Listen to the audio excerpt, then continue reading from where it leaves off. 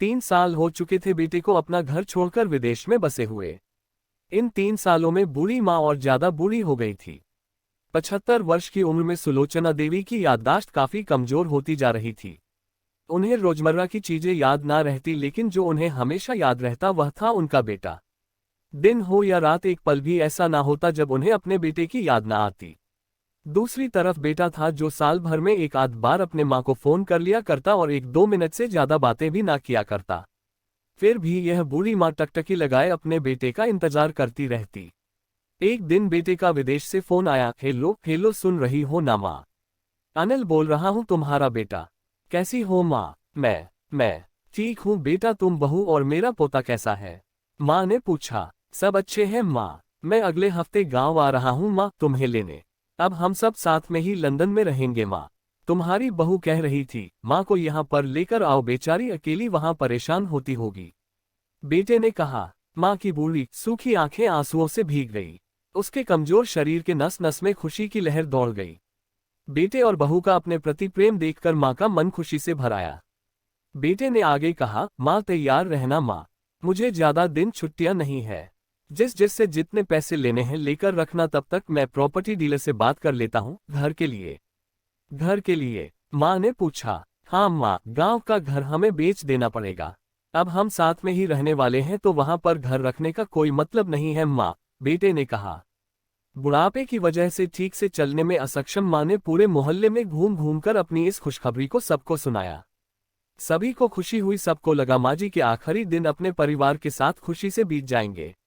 घर वापस आकर माँ ने अपने घर के कोने कोने को ऐसे देखा जैसे वह अपने दूसरे बेटे को देख रही हो। देखे भी क्यों ना, उस घर को अपने बेटे से कम थोड़ी समझा था। अपने पति के साथ 40 साल यही तो बिताए थे, लेकिन अब मजबूर थी बुढ़ापे के आखिरी साल बेटे और बहू के साथ बिताना चाहती थी। दिल पर पत्थर रखकर घर बेचने के लिए माँ तैयार हो गई।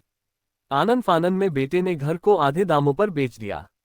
माँ ने ज्यादा नहीं, लेकिन जिन चीजों से दिल लगा था उन चीजों को समेटा और बेटे के साथ टैक्सी में बैठकर एयरपोर्ट के लिए चली गई। एयरपोर्ट पर आकर बेटे ने माँ से कहा, माँ तुम यहाँ बेंच पर बैठो, मैं सामान और बोर्डिंग पास की जांच करा कर आता हूँ।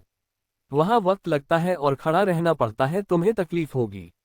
तुम यही आराम करो। मैं यूँ गया और यूँ आया। माँ बेंच पर बैठ गई और बेटा अंदर चला गया। काफी समय हो गया, बेटा वापस नहीं लौटा। माँ सोचने लगी ज्यादा भीड़ होगी इसलिए देर लग रही होगी। उद्धरण चिन्ह। अंधेरा होने को आया, अब तो लोगों की चहलकदमी भी कम होने लगी। माँ को अब चिंता होने लगी। एक कर्मचारी ने आकर पूछा, किससे मिलना है माँ जी आपको? यहाँ पर क्यों बैठी है? डरती हुई आवाज में सुलोचना देवी बोली, मेरा बेटा अंदर सामान की जांच कराने गया है। लंदन जा रहे हैं हम। क्या नाम है माँ जी आपके बेटे का? कर्मचारी ने पूछा। अनिल नाम है मेरे बेटे का, सुलोचना देवी ने बताया। कर्मचारी अंदर गया और थोड़ी देर बाद बाहर लौटा। उसने सुलोचना देवी से कहा, माँ जी लंदन जाने वाली फ्लाइट तो दोपहर में ही जा चुकी है और आपका बेटा भी उस फ्लाइट में बैठकर लंदन जा चुका है। अब आपके यहाँ बैठने का कोई मतलब नहीं है। आप भी अपने घर चली जाए। क्या जा चुका है? और मैं घर जाऊं? घर? माँ की आंखों से आंसुओं के सैलाब उठने लगे। जैसे तैसे माँ घर पहुंची, जो अब उसका था ही नहीं, बिक चुका था। वो वही बरामदे में तुलसी के पास सो गई। घर के नए मालिक को उस पर दया आई तो एक कमरा किराए से उसको दे दिया। पेंशन के पैसों से खाना और किराए का बंदोबस्त हो जाता था।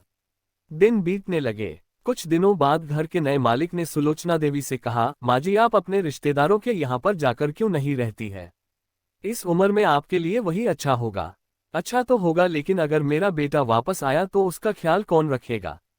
मेरा बेटा बहुत भोला है, उससे अपना ख्याल रखना बिल्कुल नहीं आता। मैं कहीं नहीं जाऊंगी, क्या पता कब उसे मेरी जरूरत पड़ जाए। माँ ने कहा। दोस्तों सच बता रहा हूँ, माँ की ऐसी बातें सुनकर मेरी आंखों में आंसू आ गए। किसी ने सच ही कहा है, पूत कपूत हो सकता है लेकिन माता कभी कुमाता नहीं होती। दोस्तों आप सभी से हाथ जोड़कर विनती करता हूँ, अपने माता पिता की जितनी हो सके सेवा करना, उनके साथ कभी बुरा बर्ताव मत करना।